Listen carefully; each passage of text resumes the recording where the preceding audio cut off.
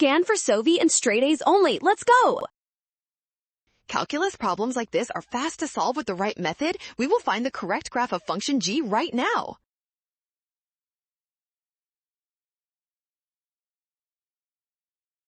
First, we apply the fundamental theorem of calculus to see that the derivative of g is just the function f. This means the slope of g matches the value of f. Looking at the graph of f, we see it as positive before 2 and negative after. That tells us g must increase then decrease, reaching a relative maximum at exactly 2.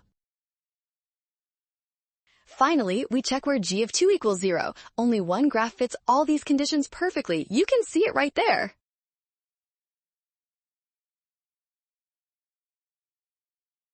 Well done! Option C is correct. Scan the code to learn with Sovi. Watch signs and trust given information to avoid a rush.